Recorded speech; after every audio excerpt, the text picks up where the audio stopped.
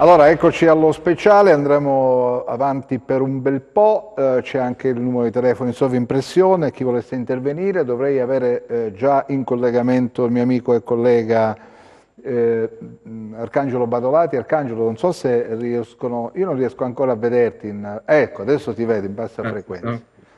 Hai sentito la testimonianza del primario di rianimazione? Sembrava sereno, molto misurato, molto attento, no?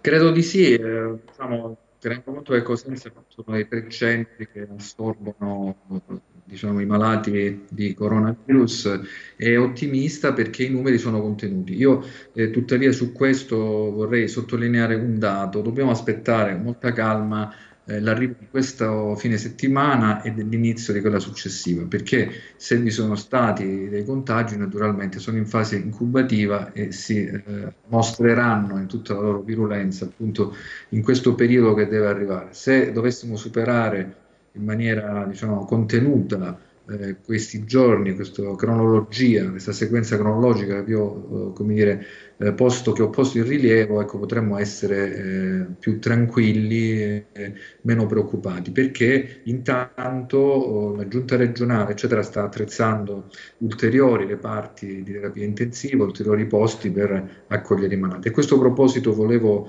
ricordare a tutti che è in atto una raccolta di fondi. La gente in questo momento sta mostrando davvero una grande voglia di aiutare gli altri, solidarietà nella donazione del sangue, ma anche solidarietà proprio nella donazione di denaro. Nella piana di Gioia Tauro si sta raccogliendo nella provincia di Reggio Calabria, si stanno raccogliendo delle somme in favore degli ospedali più esposti, sono ospedali di frontiera davvero, l'ospedale di Polistena, l'ospedale di Locri, e l'ospedale di Melito, sono degli ospedali che rimangono i soli presidi attivi in quell'area, diciamo, della nostra regione, e c'è una raccolta di fondi promossa da una serie di associazioni, ma in particolare anche dall'associazione Presenza, che è un'associazione di Palmi, guidata da Don Silvio Mesiti, che insomma già sta facendo tantissime cose da decenni per gli anziani, insomma, per i malati, eccetera. Ora, tutti i soldi che verranno raccolti andranno in un conto corrente che è stato istituito per aiutare questi ospedali. Io so di sfondare una porta aperta, so che già tanta gente è mobilitata, ma volevo sottolinearlo in televisione, volevo invitarvi a partecipare a questa raccolta di fondi, un invito che vi verrà pure da delle star, per così dire, calabresi. Ci sono attori, calciatori, insomma, calabresi che stanno impegnando per favorire questa raccolta di fondi in favore degli ospedali. I nostri ospedali in quella zona della Calabria vivono in condizioni davvero drammatiche, difficilissime, quindi dobbiamo aiutare i nostri corregionali che stanno lì, e loro si aiutano pure, appunto, sostenendo finanziariamente questa iniziativa. Volontariato Presenza di Palmi, Don Silvio Mesiti, che è quello che un po' gestisce questo Tutto grande momento di volontariato, tutto solidarietà volontariato. collettiva. Per esempio, invito chiunque sia in grado di fare mascherine, di produrle, ce le faccia sapere, lo diffondiamo. C'è gente che ha necessità di avere mascherine, quindi bisogna reperirle perché non si trovano sul mercato, oppure lì dove ci sono i prezzi sono altissimi. Ma tu parlavi degli ospedali, Arcangelo, noi dovremmo essere collegati via Skype anche con Giancarlo Greco, che è il presidente della sanità privata Confindustria di Cosenza. Allora, vediamo se la sanità privata in questo momento, che poi privata non è perché è convenzionata, può offrire, può mettersi in moto, che cosa può dare, quale aiuto, quale sostegno, quale mano di aiuto, ripeto, scusate la ripetizione di parole, alla sanità pubblica. C'è Giancarlo Greco con noi, collegato. Caro direttore, grazie per avermi chiamato. E ovviamente noi siamo più che disponibili anche in virtù di quello che sta attraversando la nostra Calabria. E proprio in questo momento ovviamente abbiamo dato disponibilità sia come Greco, ma prima ancora come Confindustria Sanità e anche come AIOP, di dare il migliore aiuto alla sanità pubblica che oggi più che mai si trova in difficoltà. Ecco, sono questi momenti durante i quali si deve fare sinergia della collettività e dell'utenza. In che termini? Noi abbiamo messo a disposizione le strutture private accreditate e anche private normali, ma noi abbiamo messo private accreditate, perché le strutture SPOC che sono sul territorio, ma anche l'hub, deve dedicarsi a questa pandemia, quindi deve riservare i posti solo ed esclusivamente per quella tipologia di pazienti Covid. Ovviamente se ci sono dei pazienti Covid non possono coesistere nella stessa struttura anche dei pazienti con altre patologie, ed ecco qui interviene il privato con la messa a disposizione di posti dove allocare i pazienti che attualmente sono ricoverati negli SPOC e negli hub. Oltre a questo possiamo dare tanti altri aiuti di ogni genere, ovviamente in base alle esigenze del pubblico. Noi siamo qui per fare la nostra parte. Ovviamente è importante dire che negli anni, non vorrei essere critico, ma è importante segnalare ciò, perché tante strutture private nel tempo avrebbero voluto fare degli investimenti anche per la terapia intensiva. Purtroppo la politica, distratto da altro nel tempo, non ha dato la possibilità al privato accreditato di realizzare dei posti di terapia intensiva e forse si rispondeva ad altre esigenze, ad altre dinamiche. Mi auguro che questo virus almeno porti una sensibilizzazione maggiore ai problemi della sanità calabrese e non ai problemi dei politici calabresi. Noi dobbiamo avere ben chiaro e ben a fuoco che il problema è la sanità dei cittadini calabresi e non le esigenze dei politici calabresi. Fino ad oggi si è risposto a delle logiche clientelari che hanno portato allo stato che è sotto gli occhi di tutti. Bene, un attimo rimanga in linea con noi. Arcangelo, hai sentito Giancarlo Greco dare la disponibilità delle strutture private. In questo momento c'è bisogno davvero di tutti.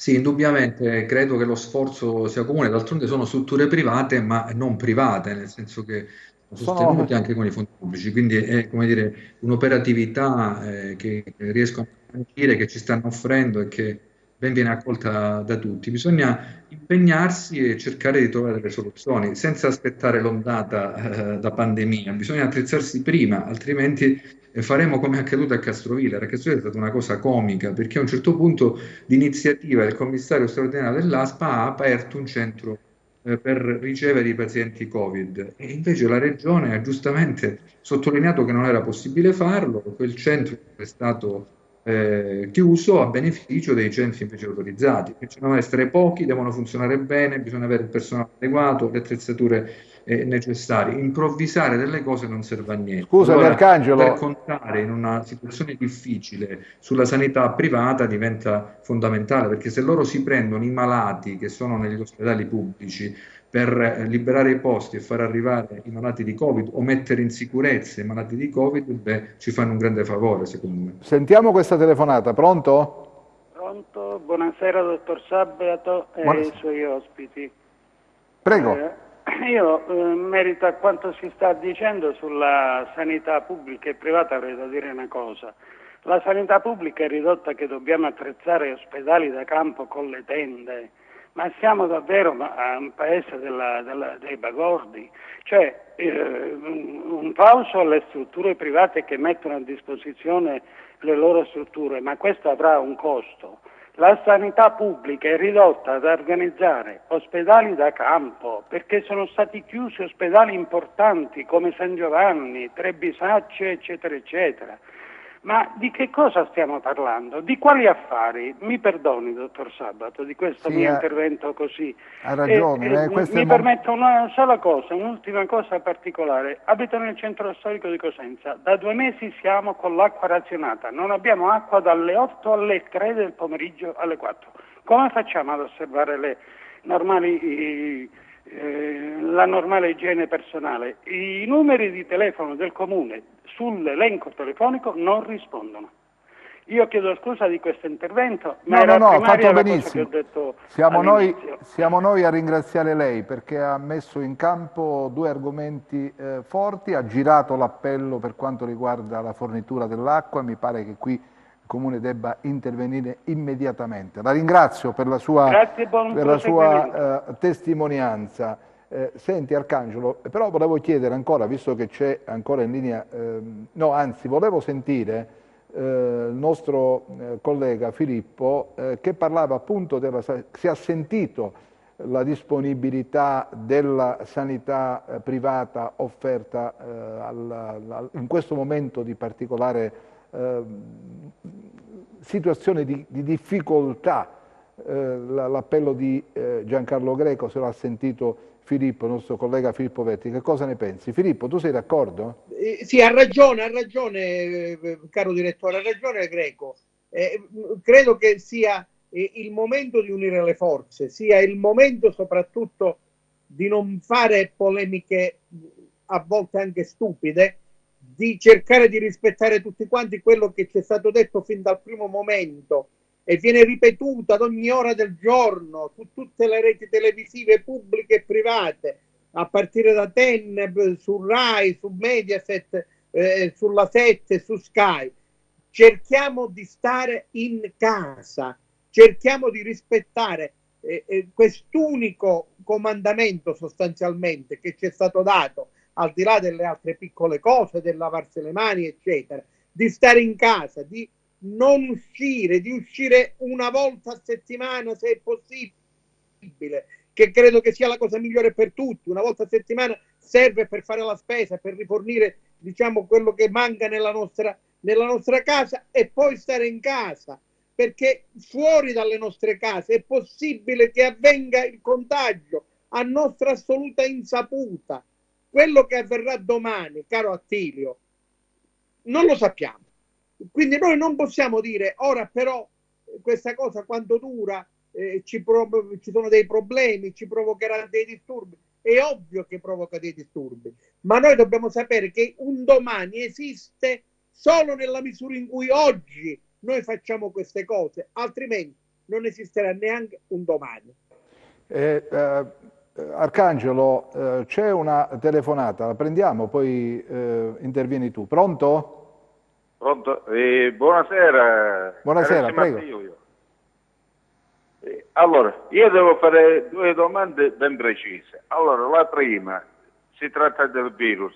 Allora, ma il virus prende pure il mal di gola oppure, diciamo... E poi un'altra cosa. Come mai, diciamo, è una scusa del virus che mi servono tutti questi controlli? Io sono 3 giorni che non posso andare a lavorare, che lavoro a nero, no? Se mi servono, sì, che controllano pure le buste paga adesso. È una scusa del virus. E grazie. Grazie. Arcangelo.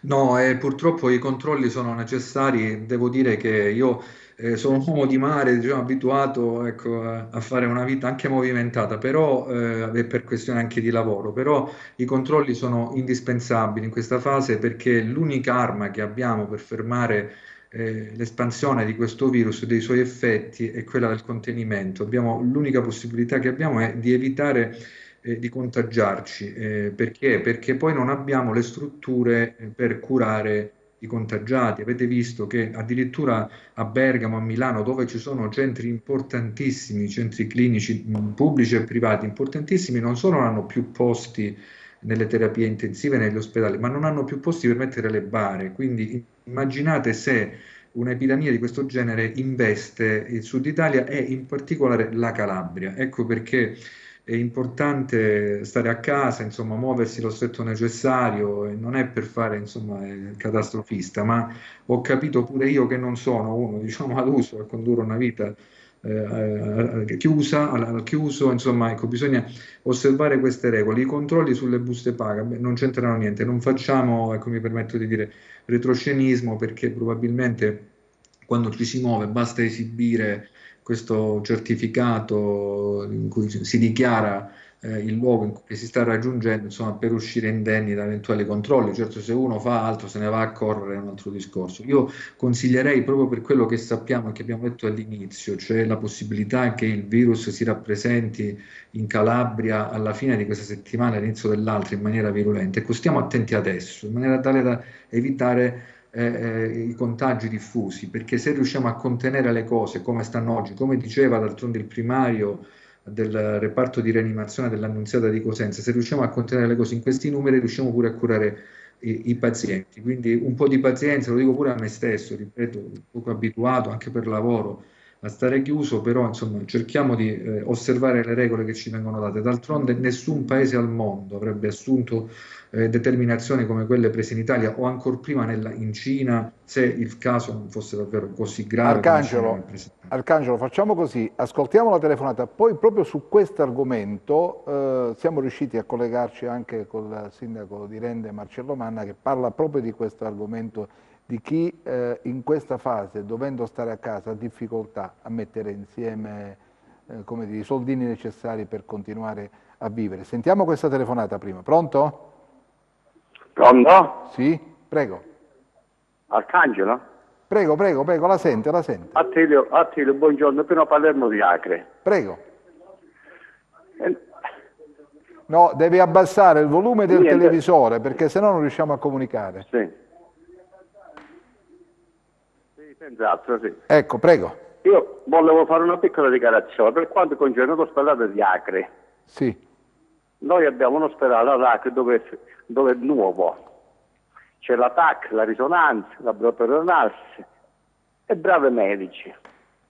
Come mai parlano di ospedali privati e non aprono questo di Acre? Io solo questa domanda le faccio. Bene, questo grazie. di San Marco è la stessa cosa.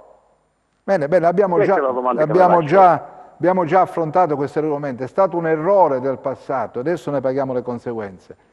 Grazie, prima le hanno pagate i cittadini che abitano in questi territori che sono stati completamente abbandonati, perché si era parlato, case della salute, non è stato mai fatto nulla, hanno depauperato questi ospedali e adesso ci servono come il pane. Grazie per la sua testimonianza. Allora, in risposta al quesito della telefonata precedente, sentite cosa dice Marcello Manna, che dobbiamo avere in linea. Sindaco, se mi sente, prego. È un momento particolare, un momento di grande emergenza, sicuramente sanitaria, e su questo ci stiamo ovviamente muovendo come vedete, affrontando la emergenza assoluta che c'è, ma c'è anche una emergenza di natura finanziaria per i comuni, tanto che io ho chiesto l'intervento della regione e anche dei ministri, e poi c'è una emergenza economica che riguarda le nostre popolazioni, quelle penso che sono legate al lavoro nero, quelle che non hanno possibilità di avere nessun tipo di ristoro, e anche lì bisogna attrezzarsi, bisogna provare a dare risposte, perché la emergenza è seria ed è molto dilagante, peraltro, perché il fermo di tutte le attività che ci sono sul nostro territorio ovviamente si fa sentire sempre di più. Non sappiamo se stiamo uscendo dal tunnel, ce lo auguriamo, e ci auguriamo anche che a breve riprendano tutte le attività, ma nel frattempo io credo che le istituzioni debbano pensare anche a chi è in grave disagio economico e finanziario. Bisogna attrezzarsi anche da questo punto di vista, e mi auguro tanto che ci sia una interlocuzione con tutte le istituzioni locali e territoriali, in modo tale da poter dare una risposta concreta ai bisogni dei cittadini. Noi innanzitutto abbiamo fatto appello a tutti gli imprenditori del nostro territorio, a quelli che in questo momento stanno anche svolgendo un'attività legata appunto all'apertura dei supermercati e quant'altro, i generi di prima delle necessità, ne stiamo raccogliendo attraverso la nostra sede della Croce Rossa proveremo a distribuirli, ma credo che è una piccola cosa quella che stiamo facendo noi e va forse meglio organizzata e programmata anche con gli altri enti, con la stessa regione, provare a stare vicino anche in questo momento a chi è in grave disagio economico e secondo me insieme a quella che è la tutela sanitaria un aspetto che non può essere trascurato. Bene, Sindaco, rimanga naturalmente con noi, se dovessimo ritenere necessario un suo intervento tornerà a guadagnare il primo piano della scena. Arcangelo, c'è una telefonata, la vogliamo sentire un attimo? Pronto? Pronto? Prego. Salve, volevo sapere come mai dici che c'è il farmaco e vediamo che la situazione ancora le persone muoiono. Si può capire come mai?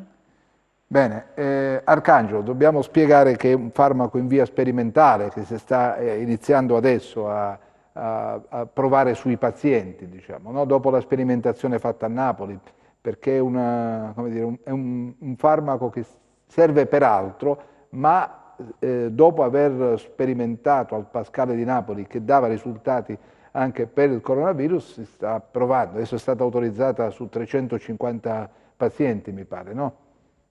Arcangelo. Un farmaco che intanto non è un vaccino contro il Covid-19, assolutamente, è un farmaco che cura l'artrite, quindi l'infiammazione, e secondo l'ottimo lavoro svolto dai medici di Napoli, questo farmaco riesce a ridurre gli effetti infiammatori che il coronavirus provoca nei polmoni, quindi si ha una buona risposta nei pazienti in questa direzione. Non è un farmaco che evita come dire, la contrazione del contagio, né un farmaco che ci aiuta a debellare il virus, ci aiuta a contenerne gli effetti. Certo, se noi riusciamo a disinfiammare i polmoni dei pazienti che sono attaccati dal virus, naturalmente contribuiamo a salvargli la vita. Devo dire che il farmaco, l'unico posto dove viene somministrato in questo momento è l'ospedale Annunziata di Cosenza, il centro di malattie infettive di Cosenza, dove sono ricoverati 20 pazienti in questo momento affetti da Covid-19. Naturalmente il farmaco verrà dato anche agli altri due centri importanti, il Pugliese Ciaccio di Catanzaro e il grande ospedale metropolitano di Reggio Calabria nei prossimi giorni. A Cosenza abbiamo in atto questa sperimentazione. Dalle notizie che io assolutamente non voglio suscitare tra l'altro inutili ottimismi, insomma, comunque dalle notizie di cui siamo in possesso comincia a dare risposte importanti. Che sta dando qualche effetto positivo, cioè disinfiamma il farmaco, quindi capite che uno che ha i polmoni infiammati con la somministrazione del farmaco riesce a recuperare il respiro in via autonoma, quindi non deve essere intubato, non ha bisogno di ventilazione, è già un grande risultato. Speriamo che le cose vadano sempre meglio, dobbiamo crederci, d'altronde i calabresi hanno superato cose pazzesche nella loro storia, dal dissesto supereremo anche questo, i terremoti, la peste, continuiamo a combattere come siamo abituati a fare. Beh, del resto anche nel corso del nostro telegiornale abbiamo ascoltato il primario di terapia intensiva dell'Annunziata di Cosenza, il dottor Pasqua, il quale ci ha detto che ha già cominciato a somministrare ai suoi pazienti il farmaco e pare non si è sbilanciato molto, ha detto però delle risposte cominciano ad arrivare. Torno ancora su Giancarlo Greco perché voglio sapere a questo punto quanti posti può mettere a disposizione la sanità privata, perché questo è un altro quesito importante. Non so se mi ha sentito. Ha sentito? Allora, come gruppo Igreco abbiamo dato la disponibilità di 120 posti letto, che sono 60 posti autorizzati e accreditati che si trovano alla Madonnina all'ingresso di Cosenza e 60 posti di riabilitazione estensiva che sono autorizzati presso la struttura Madonna della Catena in Laurignano. Ovviamente l'ho già ripetuto in altre interviste che lì dove dovessero servire ulteriori posti per salvare vite umane, per entrare e fare sinergia con il pubblico, sono sicuro che tanti altri miei colleghi non si tireranno indietro e daranno la pronta disponibilità di ulteriori posti. È un problema non della sanità pubblica, non è un problema della sanità privata accreditata, è un problema della Calabria. Se noi stiamo insieme Dobbiamo lavorare in sinergia e insieme ce la faremo, perché ne sono convinto che ce la faremo. Di terapia intensiva ci sono? Guardi, noi oggi come terapia intensiva possiamo attrezzare circa 10 posti presso la Madonnina. Abbiamo i respiratori, io penso che in pochi giorni potremmo allestire qualche posto lì dove fosse necessario, perché si parla di sale operatorie che rispettano tutti gli standard che sono simili a quelli della terapia intensiva. Mancano solamente i letti, ma quello è l'ultimo problema, perché abbiamo i respiratori, abbiamo tutto ciò che serve per intubare eventualmente i pazienti e tenerli sotto monitoraggio. Grazie a Giancarlo Grazie Greco. a tutti voi e mi raccomando, stamattina sono andato all'ospedale all'Annunziata di Cosenza a donare il mio sangue. Faccio questo appello a tutti i calabresi, perché questo è il momento di farci avanti. Noi non dobbiamo semplicemente donare, noi dobbiamo dare il sangue per la Calabria, perché quando c'è bisogno per qualcuno che ci sta vicino, che ci è vicino, noi daremmo il sangue. Ecco, noi materialmente oggi non doniamo semplicemente, diamo il sangue per la Calabria, perché così tutti insieme riusciremo a fare qualcosa per la gente che soffre.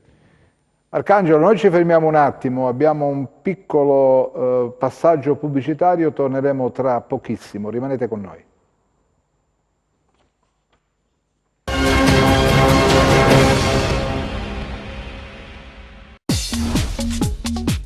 Cerca Teleeuropa sul tuo Play Store o Apple Store e scarica la nostra app.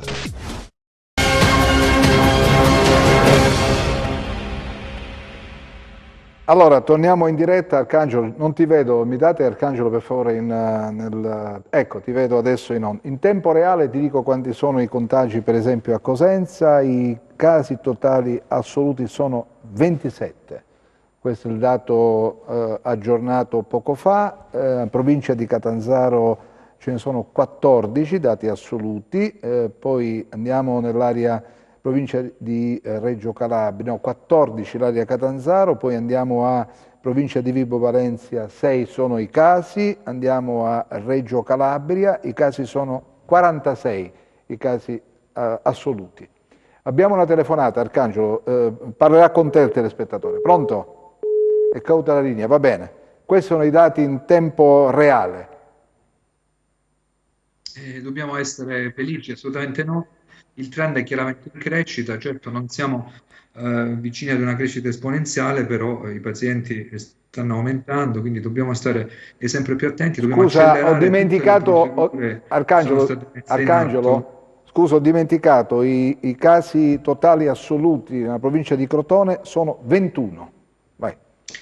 Ecco, quindi capite che c'è una crescita graduale e costante, quindi bisogna stare attenti, dobbiamo aspettare la fine di questa settimana. Speriamo appunto che l'organizzazione complessiva della sanità in Calabria riesca entro la fine di questa settimana ad essere pienamente operative, con nuovi posti di terapia intensiva a Cosenza, a Catanzaro, a Reggio Calabria, con nuovi posti per accogliere anche i malati di Covid che non debbano finire in rianimazione. Insomma, io sono fiducioso, devo dire che anche questa disponibilità dei privati da parte dell'AIOP, da parte di un'industria, ci in qualche maniera rinfranca. Adesso dobbiamo essere pure noi a evitare il contagio, quindi muovetevi il meno possibile. Capisco che è difficilissimo stare in casa poi per lungo tempo, ci sono degli effetti pure in qualche maniera psicologici dimostrati scientificamente. All'inizio c'è questa forma, insomma, di entusiasmo, poi via via che i giorni passano arriva la depressione, perché cambiano tutte le abitudini, non c'è occasione di scambio, no? Se non telefonica, appunto attraverso Skype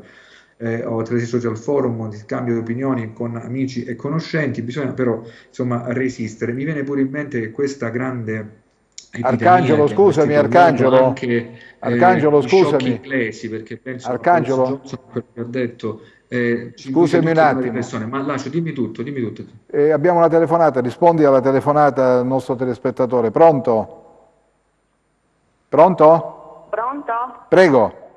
Buonasera, vorrei porre una domanda un po' inusuale, ma penso importante.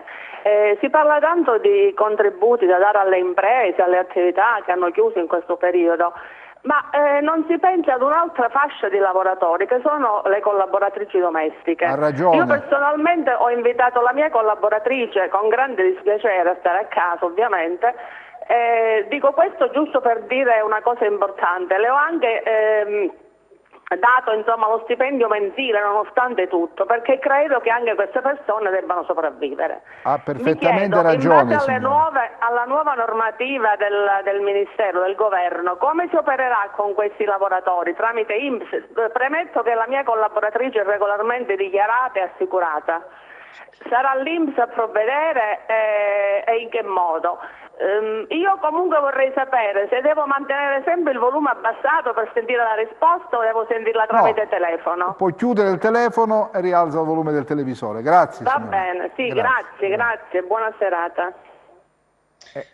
Rispondere per quello che Rispondo, allora, intanto dico questo, io ogni giorno quando raggiungo la redazione noto che tutti gli esercizi commerciali che abitualmente vedevo attivi sono chiusi. Penso a chi ha il bar, penso a chi ha il negozio di dischi, penso a chi fa il barbiere, penso a chi fa il ristoratore, cioè c'è una categoria enorme di persone alla quale è collegata poi tutta un'altra categoria, quindi penso ai camerieri, penso alle collaboratrici domestiche, cioè quelle che poi devono pulire i locali o le abitazioni, eccetera. Tutta questa gente adesso deve stare a casa per settimane e non ha uno stipendio che comunque arriva, quindi loro, che sono centinaia e centinaia di persone, di calabresi, naturalmente di italiani, ma io parlo dei calabresi, ecco, tutta questa gente non ha poi alla fine un gruzzolo da parte, perché con la crisi che c'è stata nessuno è riuscito a mettere un soldo da parte. Insomma, che succederà tra 2 o 3 settimane se questi provvedimenti governativi strombazzati, annunciati, non diventeranno operativi? Cioè il barista che sta chiuso 3 settimane deve pagare l'affitto, il contratto di locazione, deve onorarlo, il cameriere che non lavora, tutti quelli che non hanno il ristoratore che non riesce ad avere clienti perché il ristorante è chiuso, la cameriera che non può servire al tavolo, o la collaboratrice domestica che non può continuare a pulire casa perché non ci sono le occasioni, non c'è la possibilità di farlo perché i contagi impediscono i contatti fisici ravvicinati. Insomma, tutta questa gente che farà? Come reagirà? Andiamo al discorso iniziale, c'è questa prima fase di gestione che può essere sopportabile, la seconda fase va verso la depressione e potrebbe sfociare in una terza fase, cioè in una attività di ribellismo che obiettivamente preoccupa, perché tutta questa gente non ha uno stipendio a fine mese, cioè se non lavora non guadagna. Io direi che a questo punto questo vale per gli imprenditori piccoli e grandi. A questo punto bisogna pensare alla gente che non guadagna, alla gente che è costretta a stare in casa. Gente che è costretta a stare in casa, come fa? Se non ha uno stipendio, come fa? Qui bisogna intervenire. A questa gente bisogna pensare, perché sì, stiamo tutti a casa e questo è sacrosanto che dobbiamo stare, ma dobbiamo aiutare chi non ha la possibilità poi di acquistare i generi di prima necessità per poter soddisfare quelle che sono le esigenze della propria famiglia. E qui bisogna intervenire, bisogna fare qualcosa. Non mi pare che nel decreto licenziato dal governo si pensi a questa gente. Bisogna che si muovano guardando con attenzione alle difficoltà che ci sono, ma chi ci deve pensare? Vi do una notizia che è arrivata in questo momento: la Giunta regionale ha abolito super ticket sulle ricette dal 1° aprile fino al mese di agosto 2020. Questa è la decisione assunta pochissimi istanti fa dal governo regionale. C'è una telefonata, pronto? Pronto? Prego. Allora, sono quello di prima, che ho trovato prima, però il signor Arcangelo non mi ha risposto alla prima domanda. Gli ho chiesto, questo virus prende tosse, febbre... ma non lo può sapere Arcangelo, non è un medico Arcangelo. Onestamente noi sui problemi legati alla sintomatologia non abbiamo le competenze per poterle rispondere, non lo sappiamo, onestamente non lo sappiamo. C'è una tabella di riferimento e bisogna fare lì quello che siamo riusciti a sapere facendo questo mestiere sentendo, ascoltando gli esperti in materia, sappiamo che il primo problema è la febbre, la tosse e poi questa difficoltà respiratoria. Questi sono i sintomi: la febbre alta, la tosse, che è una tosse stizzosa quasi, e la difficoltà di respirare. Questi sono i sintomi acclarati da quello che noi abbiamo attinto dagli esperti in materia. Il resto non siamo in grado di dare risposte, perché commetteremmo un errore se dicessimo cose diverse da quelle che sono stabilite da chi è preposto alla nostra salute. Grazie. Allora, abbiamo un'altra telefonata. Pronto? Pronto? Prego. Ecco, salve, senta, io volevo chiedere semplicemente se i sindaci di molti comuni che stanno facendo delle ordinanze hanno diritto di sostituirsi anche a dei decreti governativi, tipo, non so, mi viene in mente quello di Castrovillari o di Cetraro, che hanno vietato l'ingresso nei centri commerciali o negli alimentari senza mascherine. Mi sembra una cosa un po'... Se mi può dare una risposta, grazie. Bene, grazie. Arcangelo, vabbè, poi rispondiamo qui, ma c'è un problema che ci segnalano i telespettatori in questa fase, cioè il ricorso all'usura. Eh sì, è difficilissimo, è una fase, perciò vi dicevo, teniamo conto di tutta questa gente di cui ci dimentichiamo, che sono le persone che incontriamo quotidianamente quando usciamo da casa, quando la vita era normale, il barista, il negozio di dischi, il barbiere, il piccolo imprenditore, l'amico che ti offriva il caffè, eccetera. Sono tutte persone che non hanno un reddito fisso, cioè non hanno uno stipendio, quindi se non lavorano non hanno la possibilità, magari tra i 15 giorni non hanno neanche i soldi per andare a fare la spesa. Non voglio essere drammatico, ma la situazione è questa. E allora di questa gente dobbiamo occuparci. Ben vengano questi 25 miliardi, facciamo in modo però che questi soldi non rimangano poi sulla carta, perché se noi nella dazione di questo denaro, poi alla dazione di questo denaro colleghiamo una serie di meccanismi farraginosi, pazzeschi, tipici della burocrazia italiana, allora i soldi al barista che è chiuso da 3 settimane non ha davvero un centesimo in tasca non arriveranno mai. Pensiamo a tutti quelli che già erano tanti in Calabria che non avevano lavoro, ma ora tutti quelli che non possono lavorare insieme a quelli che non hanno lavoro. Quindi è una situazione della quale dobbiamo assolutamente tener conto come degli ultimi, cioè noi poi alla fine di tutto questo abbiamo una casa dove ricoverarci la sera quando finiamo di lavorare, per chi può ci sta tutto il giorno, e ci sono tanti altri che questo non ce l'hanno, perché pensate che c'è tutta una rete di indigenti in Calabria che non ha dove andare a dormire, cioè che dorme all'aperto, che si arrangia come può, ci sono folle di migranti completamente dimenticati, quindi pensiamo anche a questa gente. È una cosa così difficile quella che sta accadendo, che davvero mi fa venire in mente 2 figure della letteratura, fammele dire perché è importantissimo. Una è l'innominato, quando si converte, cioè dopo aver fatto il delinquente, l'innominato di Alessandro Manzoni, per tutto quello che sta avvenendo poi decide di convertirsi. L'altro è un bellissimo romanzo di Georges Bernanos, che è Diario di un parroco di campagna, in cui anche qui un parroco alla fine come dire, invita alla conversione persone che non credevano nella fede. Mi sembra che tutto questo che stia accadendo, non solo in Italia, ma nel mondo, debba come dire, indurci ad una riflessione sul nostro modo di vivere, sui nostri egoismi, sulla nostra foga ad avere tutto, di bruciare tutto, strafregandocene di tutti gli altri. C'è tantissima gente che non ha nulla e che in questo momento quel poco che aveva l'ha perso, perché chi non ha uno stipendio, io non so come potrà andare avanti, perché non ci fermeremo al 3 aprile, diciamocelo con chiarezza, Attilio. Le condizioni non consentono sì. di dire oggi che questa crisi finisce il 3 aprile. Secondo me questa crisi andrà avanti chissà per quanto tempo. E quindi noi ne parliamo. pensiamo a tutte queste persone a cui io esprimo personalmente davvero solidarietà. Noi ne parliamo tutte le sere, io sono qui pronto a battermi per tutta questa gente che si sente completamente abbandonata dalla società. È vero, grande attenzione a combattere il virus, mettiamo in campo tutto quello che possiamo fare, però pensiamo a chi in questo momento vive una situazione disperata, anche dal punto di vista economico.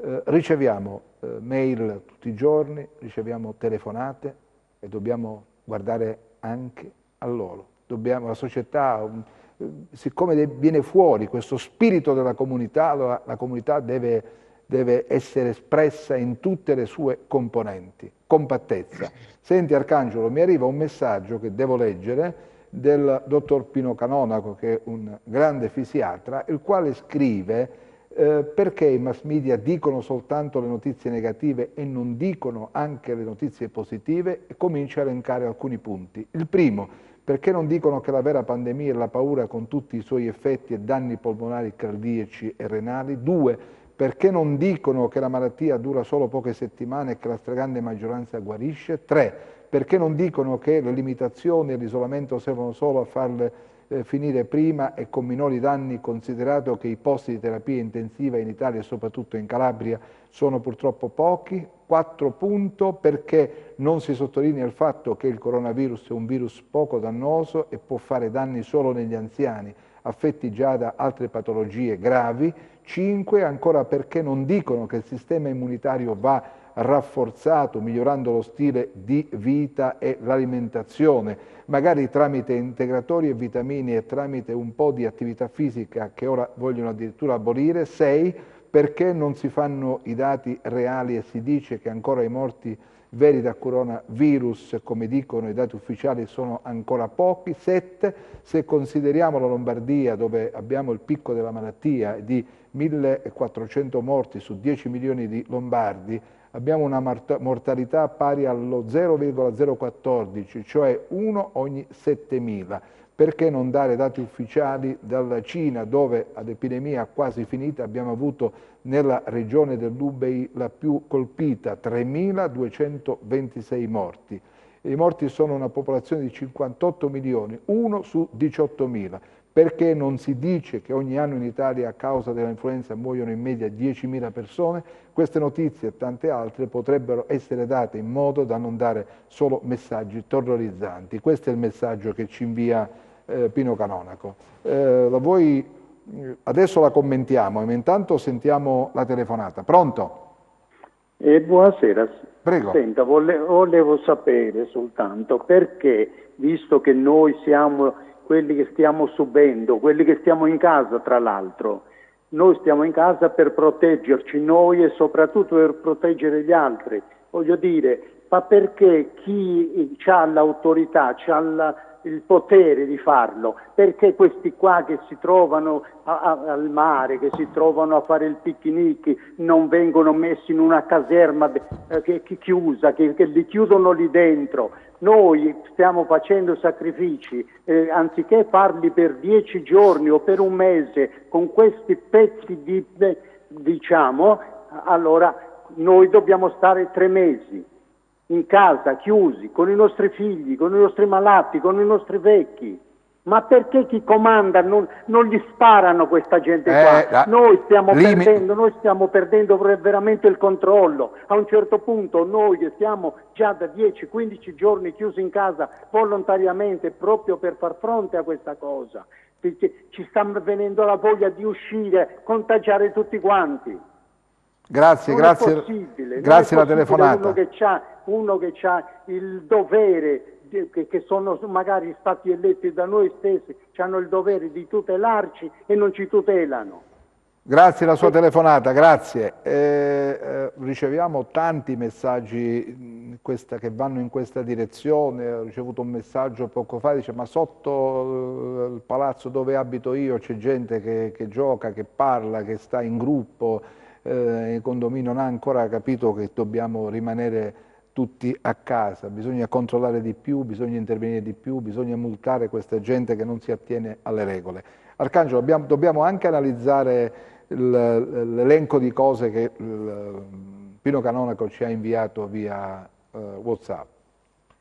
Io non ho elementi, non ho la preparazione per poter affrontare questi argomenti che ha trattato Pino Canonaco. Non sono un medico e non sono in grado di analizzare i suoi passaggi. No, volevo dire questo, ognuno poi può pensarla come crede, poi lui comunque è un grande medico, una persona sono uno specialista, non in caso, come dire, di malattie ai polmoni, ma insomma un uomo che conosce la medicina. Io però induco tutti ad una riflessione. Se un gigante come la Cina di Xi Jinping decide di far conoscere al mondo l'esistenza di questo problema che ha, mettendo in crisi tutto il proprio sistema economico, e decide addirittura di isolare 60 milioni di persone, un'intera regione, per arginare il virus, vuol dire che il virus è molto più letale di quello che semmai ci hanno fatto credere. Se trascorsi dei mesi un altro Stato del mondo, cioè l'Italia, decide di assumere decisioni altrettanto draconiane, cioè gravi, importanti, come quelle che ha deciso il nostro governo, significa che il problema è serissimo. D'altronde ho sentito oggi e ho letto oggi di interviste a persone da 42 a 53 anni senza patologie pregresse che hanno contratto il virus, e alcuni sono sopravvissuti, altri no, quindi non è una questione di età, è una questione gravissima, tant'è che il presidente della più grande potenza del mondo, gli USA, gli Stati Uniti d'America, dichiara che questa è un'emergenza nazionale. La Russia in questo momento, che è meno colpita, ha chiuso gli aeroporti, cioè la Germania, che sembrava in qualche maniera avere un atteggiamento diverso dal nostro, sta assumendo le stesse iniziative, così la Francia. Boris Johnson, l'uomo che ha insultato il mondo con delle decisioni totalmente schizofreniche, a questo punto è costretto a fare marcia indietro, perché nella sua nazione nel giro di 3 giorni sono morte 3.000 persone. Cioè non è una malattia normale, perché nessun governo al mondo, a cominciare dai cinesi, i cinesi hanno perso tutto, cioè non hanno più venduto un prodotto, hanno dovuto chiudere i loro negozi. Guardate nelle vostre città, tutti gli esercizi commerciali dei cinesi in Italia sono chiusi in questo momento, tutta l'esportazione che facevano dalla Cina è bloccata, hanno avuto danni pazzeschi, eppure era così grave la situazione che Xi Jinping, che è il segretario generale del Partito Comunista Cinese, ha ordinato di rendere noto al mondo quello che stava accadendo e di chiudere una regione con 60 milioni di persone. Gli stessi cinesi che hanno così sconfitto, almeno pare, la malattia, sono i soli, tra l'altro, ma diciamocele queste cose, queste sono cose che dobbiamo dirci. A darci la Sono mano. i soli che stanno aiutando il nostro paese, gli altri hanno chiuso, ci sono presi pure i guanti che erano destinati all'Italia, hanno chiuso la Germania, altro che Unione Europea, la Germania ha chiuso Schengen, ha rinunciato a Schengen, ha chiuso le frontiere, insomma, ci hanno aiutato i cinesi ci stanno aiutando, ma che Unione Europea è questa? Ma di cosa parliamo? Ma come diceva Walter Veltroni l'altra sera, che è una persona di altissimo livello, no? Che tutti sapete, ex vicepresidente del Consiglio italiano, non c'entra né chi è di destra e qui né chi è di sinistra. Ha detto Walter Veltroni, ma di che patto di stabilità stiamo parlando qui? Se c'è una nazione che è, come dire, davvero in ginocchio, se tutti gli altri stati stanno crollando uno dietro l'altro. Ecco, appunto, a questo punto pensiamo intanto a salvaguardare le nostre nazioni, pensiamo a salvaguardare i nostri cittadini, dobbiamo trovare le risorse per aiutare quelli di cui vi ho parlato prima, cioè tutti quelli che non hanno uno stipendio a fine mese, che rischiano di non avere i soldi per andare a Arcangelo. Pensiamo a questo e riflettete su quello che vi ho detto. Arcangelo. Io non sono un sovranista, ma ho fatto, come dire, 2 più 2. No, ma è chiaro che questo virus ha messo KO l'idea della globalizzazione, mi pare evidente, sotto più punti di vista, non ultimo quello della solidarietà, no? Mi pare che l'Europa non si sia comportata benissimo con il nostro Paese. Addirittura non ci fanno arrivare mascherine e altre cose, insomma, di questo poi dovremmo in qualche modo prima o poi affrontarlo, questo argomento. Abbiamo vissuto e stiamo vivendo un momento difficilissimo, forse tra i più difficili della storia di questo Paese, eppure come italiani ci sentiamo soli. Abbiamo riscoperto il nostro spirito di popolo forte, fiero, che sa rialzarsi anche dai momenti più difficili. Non a caso si espone la bandiera italiana, non avveniva da tempo, si canta l'inno di Mameli, c'è una coesione insperata e inaspettata fino a poco tempo fa. E questo significa veramente che il popolo si sente come dire, sente minacciata la sua quotidianità e allora risponde con l'orgoglio che è proprio del popolo italiano. Onestamente, per come si sono comportati gli altri paesi europei non sto qui a dirlo perché meriterebbe davvero fiumi di trasmissione argomentare su questo. Poi dal punto di vista finanziario, con le uscite fuori luogo, con la perdita di ingenti somme in borsa, insomma, c'è qualcuno sicuramente che col virus si sta arricchendo, non v'è dubbio su questo. Abbiamo la telefonata, pronto? Pronto? Buonasera. Prego. Io vorrei fare un annuncio al sindaco. A quale sindaco, scusi? Sindaco di... a Mario Chiuto. Prego. Io sono disoccupato, come sono io, sono tante altre persone disoccupate.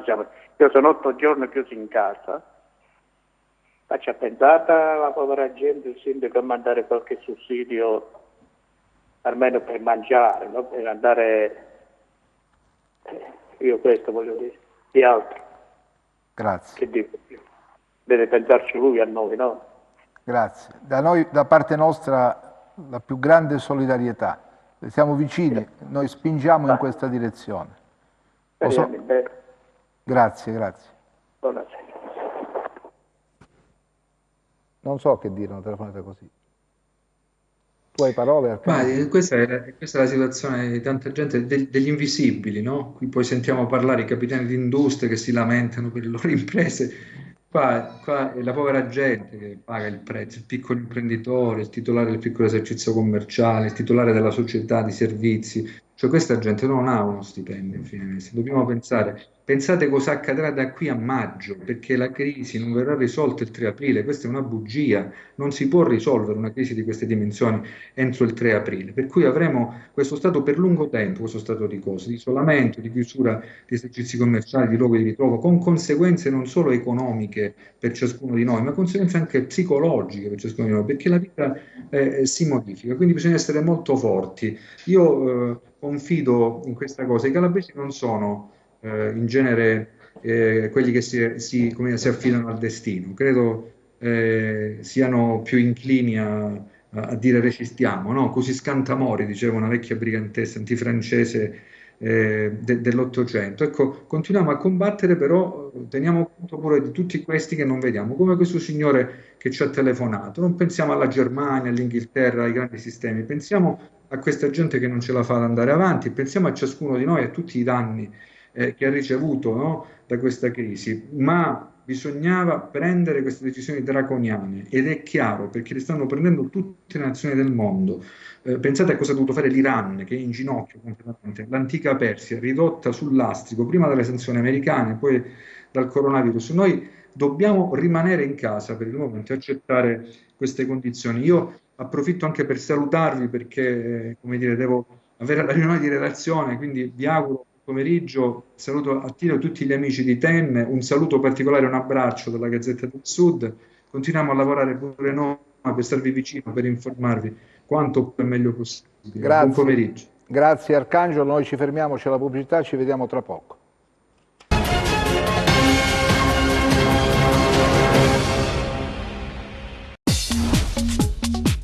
Cerca Teleeuropa sul tuo Play Store o Apple Store e scarica la nostra app.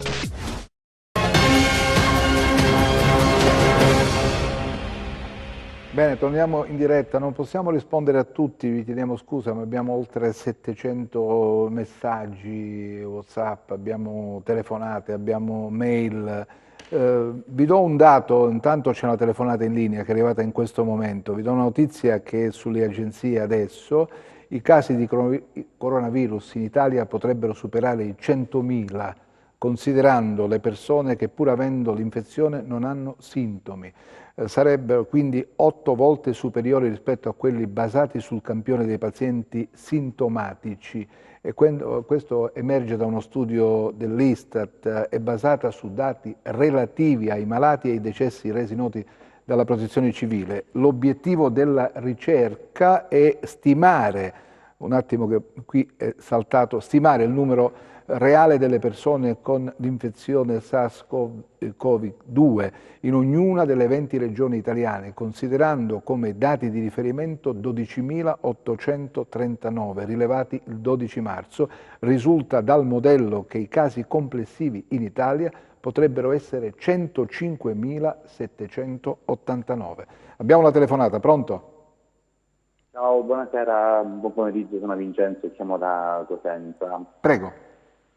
Io volevo fare un appello a tutte queste persone che durante il giorno vanno a fare footing per strada, che non è secondo me l'ideale adesso, soprattutto in questo momento, anche perché ce ne sono svariate, cioè nel senso sono tantissimi, sia dalla parte sul Viale Parco della parte di Rende e sia sul Viale Parco del suo Cosenza.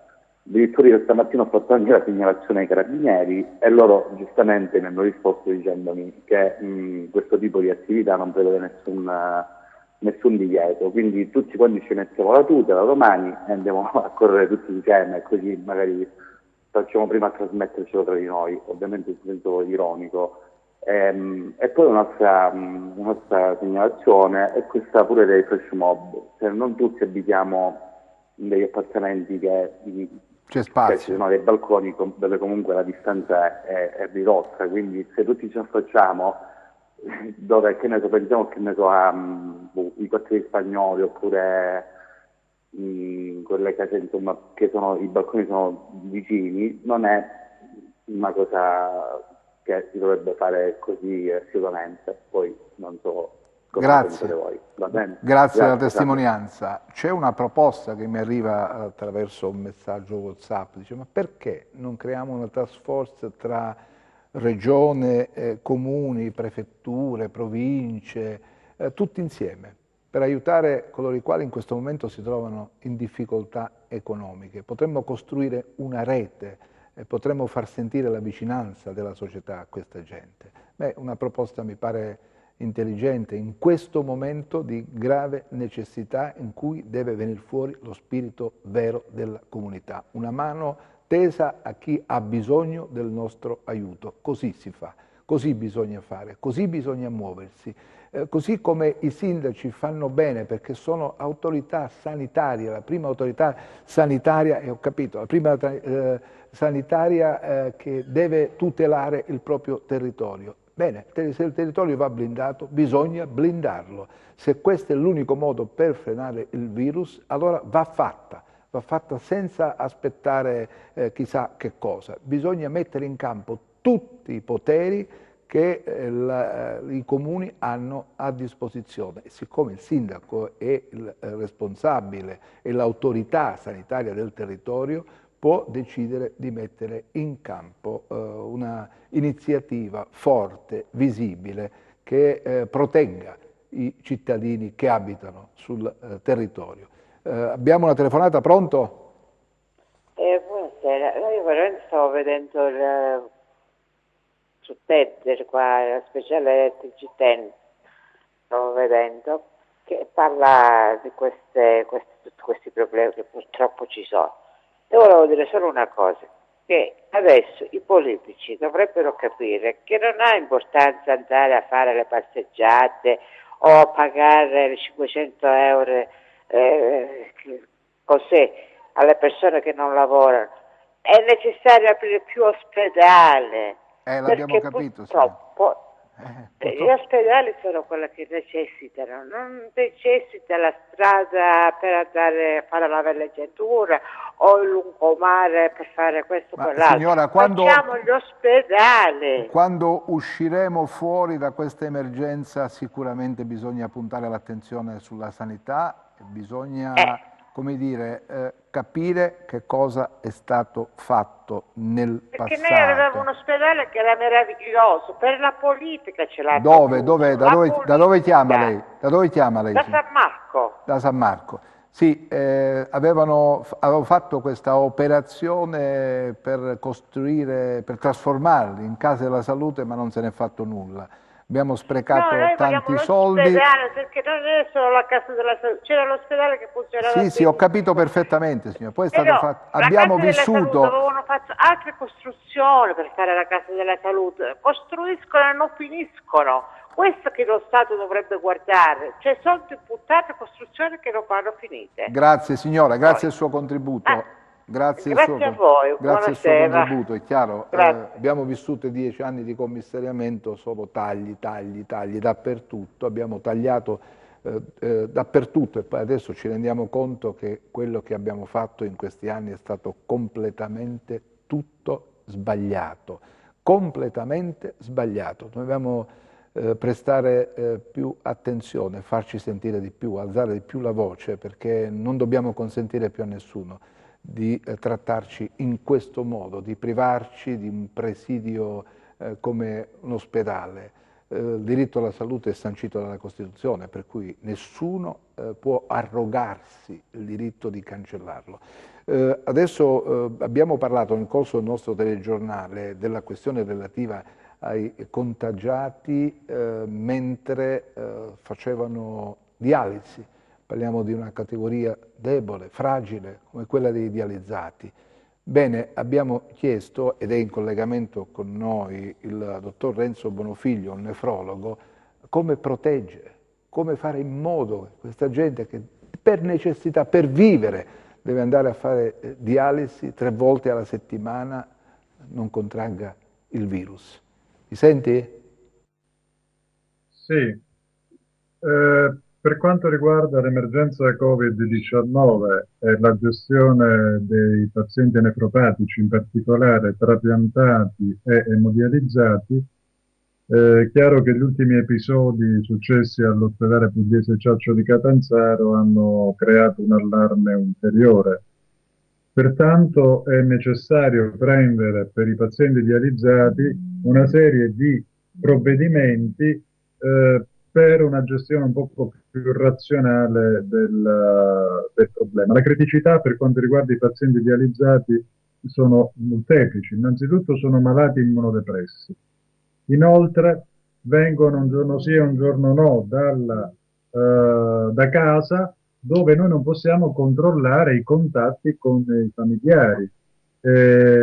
Inoltre spesso sono pazienti non autosufficienti e quindi vengono accompagnati presso i centri dialisi da diciamo ambulanze, anche in condizioni di promiscuità. Anche questo è un altro elemento di particolare criticità. Quando arrivano al centro dialisi, questi pazienti devono essere in primis sottoposti ad un triage, prevedendo una stanza a parte di triage dove questi malati devono essere depistati e controllati se hanno febbre, se hanno tosse, e in questa stanza di triage, nel caso il paziente dovesse avere febbre o una sintomatologia sospetta, deve esserci la necessità di eventualmente effettuare un trattamento dialitico in attesa che si chiarisca il quadro clinico. Altro problema è se creare nella regione Calabria, per ogni area provinciale, delle strutture Covid per i pazienti dializzati, dove questi vengono concentrati, quindi si può prevedere un centro dialisi Covid per ogni area della provincia, quindi farne almeno 4, dove ci siano almeno 3 posti letto su cui possono ruotare al massimo 12 pazienti su 4 turni per ogni area territoriale individuata. È necessario che i medici facciano comunque un triage telefonico prima che il paziente ogni mattina arrivi al centro dialisi, nel senso che bisognerebbe mantenere stretti contatti con la famiglia e avere notizie prima che il paziente giunga alla struttura dialitica per sapere se hanno avuto contatti a rischio oppure se hanno sviluppato febbre nell'intermezzo tra una dialisi e l'altra, se hanno sviluppato febbre o tosse. Quindi questi pazienti devono essere accolti, diciamo, quando arrivano alla mattina al centro dialisi, devono essere sottoposti ad un triage giornaliero. Poi o in ambito aziendale o, ripeto, in ambito provinciale, bisogna pensare a delle aree definite, isolate, che siano aree Covid per i pazienti emodializzati. È chiaro che bisognerebbe creare dei team che, divisi degli infermieri e dei medici che stiano a contatto con questi pazienti sospetti e che però non possono poi, come dire, essere interscambiabili con gli altri pazienti che cronicamente fanno il trattamento dialitico. È chiaro che il paziente affetto una volta che è stato diagnosticato, che il sospetto è stato confermato, il paziente deve essere mandato in malattie infettive o in rianimazione o nelle divisioni di pneumologia. La dialisi deve essere fatta lì, presso queste strutture. Ovviamente il personale deve essere dotato al pari del personale delle rianimazioni di tutti i presidi di PI, con gli scafandri, mascherine, occhiali, camici impermeabili e quant'altro. Per cui mi rendo conto che, essendoci in Calabria all'incirca 1500 pazienti, non è semplicissimo organizzare, diciamo, tutto questo, però considerata la estrema diffusività del virus, bisogna, a mio giudizio, pensare ad aree separate oppure ad aree Covid in ambito provinciale dove far convogliare questi pazienti. A mio giudizio sarebbe più opportuno che queste aree provinciali Covid siano dislocate in centri SPOC dove almeno ci sia una rianimazione, perché se il paziente desatura, ha bisogno di supporto ventilatorio, è necessario che in quelle strutture ci sia anche la rianimazione. Questo è quanto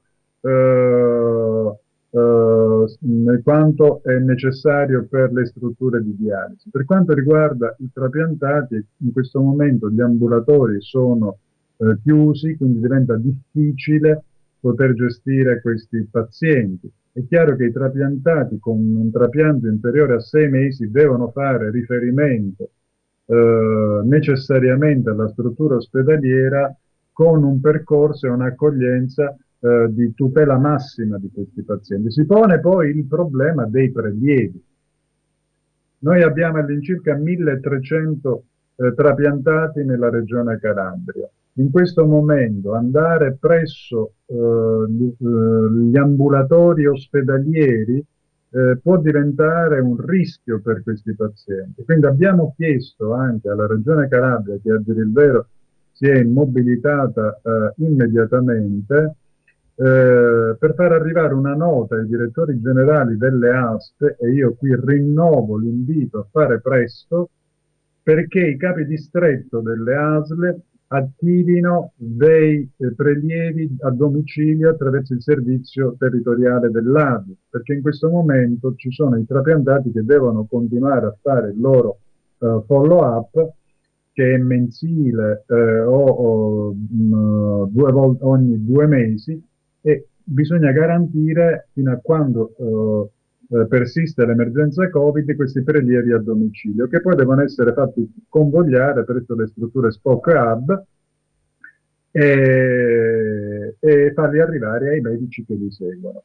In questo momento noi come ASIT, perché io diciamo, sono andato in pensione da qualche mese dall'azienda ospedaliera dove dirigevo la nefrologia, dialisi e trapianto, abbiamo inteso dare una mano alla struttura ospedaliera cercando in modo volontaristico di fornire un servizio, diciamo, su una piattaforma Skype ai pazienti che vogliono eventualmente avere continuità nel loro follow-up. Naturalmente tutto questo viene fatto dando il nostro supporto diciamo, all'azienda ospedaliera di Cosenza e quindi alla divisione di nefrologia e dialisi, che mi rendo conto in questo momento ha non pochi problemi.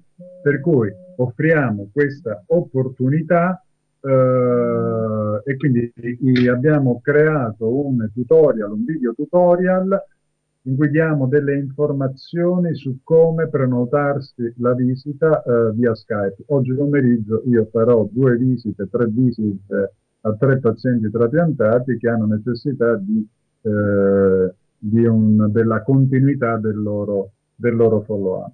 Quindi diciamo che stiamo cercando di dare una mano anche dall'esterno. La cosa che mi sembra veramente urgente, quindi sono due, e sono questo aspetto dei prelievi. Per quanto riguarda i pazienti trapiantati, bisogna che i distretti delle ASL attivino immediatamente questo servizio a domicilio. Secondo aspetto è quello dei pazienti dializzati.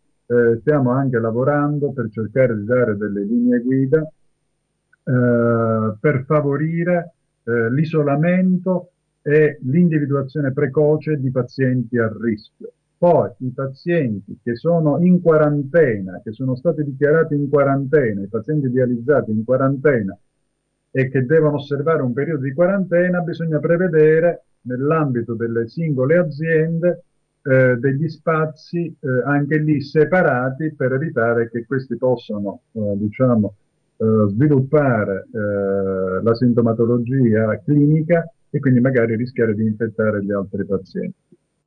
Grazie a Renzo Bonofiglio. C'è da dire che in tutti questi anni abbiamo riempito le tasche di denaro dei commissari e poi alla fine ci hanno restituito quella sanità che abbiamo sotto gli occhi. C'è una buona notizia che arriva da Reggio Calabria: gli appelli fatti dal centro trasfusionale dell'ospedale metropolitano della città dello Stretto sta funzionando perché tanta gente è andata lì a donare sangue. Facciamolo in ogni dove della Calabria, c'è bisogno di questo. Abbiamo una telefonata, pronto? Pronto? Non sento la telefonata, pronto?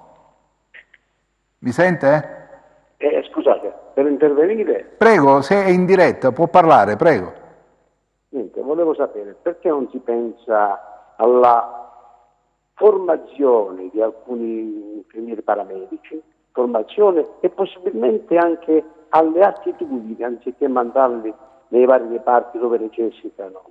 Ecco, solo questo volevo. Grazie, questo io non sono in grado di darle una risposta. È chiaro, se ho ben capito, la formazione, ma adesso non c'è tempo, bisogna a questo punto stare in trincea e sostenere le persone che lavorano negli ospedali, che tutti noi dovremmo ringraziare perché lo fanno in condizioni di difficoltà. In alcuni reparti hanno difficoltà a reperire finanche le mascherine e i guanti, quindi come si fa a lavorare in queste condizioni? Però loro lo fanno e noi siamo grati a quelli che ogni giorno sono lì in trincea a garantire la nostra salute. C'è una telefonata, pronto? Sì, buonasera, chiamo da Cosenza. Prego, signora. Volevo chiedere una cosa, in base alla notizia che avete dato prima sugli asintomatici, diciamo, no? Sì. Come mai non pensano di fare i tamponi anche per gli asintomatici? Questo me lo chiedo anch'io, perché ritengo questa sia un'iniziativa da assumere al più presto, però le linee guida non lo prevedono, per cui dobbiamo aspettare che qualcuno che sta al capo di tutta questa organizzazione dell'emergenza per combattere il coronavirus decida in questa direzione. Certo è che se si blocca un intero centro abitato, un intero quartiere, un intero paese, penso che si vada anche in questa direzione, almeno questo dovrebbe essere, perché sennò come fai a sapere, come fai a frenare infatti, perché gli asintomatici a fermare l'avanzata del virus. Noi giriamo questa domanda, vedremo se otterremo risposta. Grazie signora, grazie al suo contributo. Grazie a voi. Quello che dobbiamo fare in questo momento è giusto come dire, rimanere a casa, perché questo significa anche proteggere i nostri ospedali e chi all'interno deve garantire la nostra salute. Filippo, sei d'accordo? Questa è la vera domanda che entra a piedi giunti nell'attualità. Allora, sulla sanità calabrese è inutile fare polemiche inutili, noi lo sappiamo da dove veniamo. non soltanto 10 e passa anni di commissariamento fatto semplicemente di tagli e di depauperamenti, diciamo, delle nostre strutture pubbliche. Usciamo fuori anche da un meccanismo che è tutto nostro, su questo io vorrei essere chiaro, in cui c'è stata un'appropriazione della politica, della sanità e anche della medicina. Noi usciamo fuori da tutte queste situazioni e a maggior ragione si collega a quello che ho detto prima, proprio perché le nostre strutture sanitarie e anche, voglio dire, il modo di essere di quello che c'è oggi nella nostra sanità pubblica, non parlo di quella privata perché non è il caso di soffermarsi ora su questo, noi dobbiamo cercare di evitare l'impatto forte. Cosa bisogna fare? Allora io 2 proposte ce l'avrei.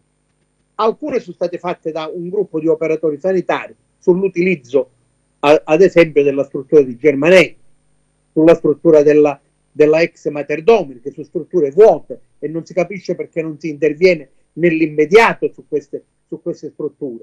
Un'altra è anche sulle strutture che esistono a Reggio Calabria, del Morelli, che sono anche queste vuote e che potrebbero essere utilizzate. E dopodiché bisogna lavorare affinché su queste strutture esistenti, su quelle che potrebbero essere utilizzate, io ho fatto solo 2 esempi, si riempiano del materiale, delle strutture che ci servono, dei respiratori, di tutto quello che potrebbe servire e che già in queste ore ci sta servendo, perché i malati che sono ricoverati in rianimazione aumentano giorno dopo giorno, senza fare l'uccello del malaugurio. Noi dobbiamo sapere che dobbiamo prepararci eventualmente anche a momenti duri e li possiamo affrontare nel momento in cui siamo dotati dal punto di vista delle strutture, dal punto di vista dei sanitari, degli infermieri e di altro del possibile. Questa è la condizione, senza, ti ripeto, perché non è il momento, e non è il momento di cominciare a fare polemiche su quello che è avvenuto negli anni scorsi dei commissari, chi l'ha voluto, chi non l'ha voluto. Noi usciamo fuori da una catastrofe, punto e basta. Vero, una vera e propria catastrofe. Filippo, noi ti salutiamo perché dobbiamo andare rapidamente a chiudere. Abbiamo una telefonata, pronto? Pronto? Prego. Salve. Prego, prego. Ciao, sono Enrico Castiglione, chiamo da Rende. Prego.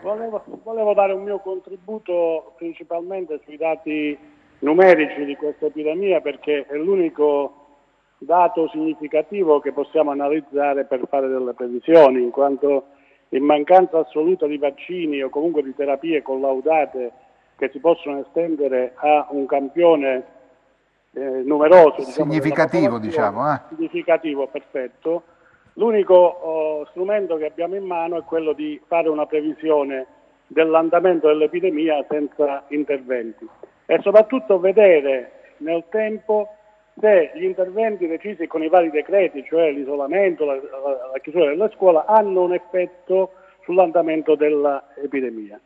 Il consiglio, anzi io direi l'ordine di stare a casa è perentorio, non può essere interpretato perché i numeri sono esagerati. Volevo correggere, ma amichevolmente, il mio amico che prima ha detto che in Calabria non è esponenziale l'andamento. Purtroppo ancora in Calabria l'andamento è esponenziale e siamo all'inizio e se non ci sono azioni correttive l'epidemia avrà la stessa diffusione che ha avuto in Lombardia.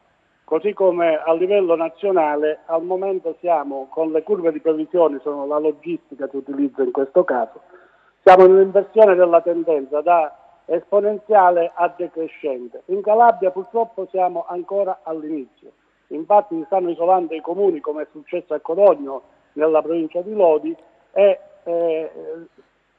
questo sarà esteso anche più massicciamente perché ormai i contagiati sono già diffusi sul territorio, specialmente quelli asintomatici che non si riescono a individuare, per cui i contagi è inevitabile che si propaghino in maniera esponenziale. Quindi l'unica arma che abbiamo adesso in mano è quella di stare in casa, isolarci, autoisolarci per difenderci ma soprattutto per non diffondere il contagio nell'eventualità che noi lo avessimo. Bene. Questo è il messaggio che posso Grazie, dare. lo condivido. Di essere stato esplicito nei Lo numeri. lo condivido. Ho tabelle grafici che non posso mandarvi perché questi giorni li sto utilizzando per studiare proprio il fenomeno da un punto di vista statistico, è l'unico metodo che possiamo utilizzare per difenderci e per prevedere il futuro. Grazie, condivido, abbiamo anche noi degli studi che ci sono arrivati, delle proiezioni, ma evito di farle perché insomma spero che siano, come dire, che non servano nei prossimi giorni. Quello che c'è da dire, forse bisognava agire anche un po' prima, insomma, prepararci, abbiamo visto quanto succedeva nel nord, quindi dovevamo essere più attenti, più accorti, ma comunque c'è ancora tempo, speriamo, e la chiusura di alcuni centri dove la propagazione del virus è forte e visibile va in questa direzione. Dobbiamo essere ancora più rigidi, dobbiamo soprattutto rimanere a casa, perché solo così possiamo dare il nostro contributo. Noi stiamo lavorando anche noi in condizioni difficili, pochissime persone in redazione, pochissime per quanto riguarda il reparto tecnico, perché dobbiamo lavorare in sicurezza. Avete visto, utilizziamo molto Skype, alcune volte non è proprio limpidissimo il segnale, però quello che noi in questo momento interessa è il messaggio che arriva. Chi ha visto il telegiornale si è reso conto che ci siamo collegati con il reparto di rianimazione dell'ospedale dell'Annunziata di Cosenza, non era limpidissimo lì il segnale, però le parole rassicuranti del primario sono servite, l'economia diciamo della trasmissione, il nostro telegiornale, la parte informativa, per darvi l'idea di quanto sta avvenendo. Luca Achito sta praticamente lavorando da solo in regia, quindi capite bene quante cose c'è da fare, quanti collegamenti c'è da preparare contemporaneamente. Una sola persona, insomma, ci vuole davvero capacità per farlo. È tutto, io vi ringrazio, vi lascio ai nostri programmi, ci vediamo più tardi. Arrivederci.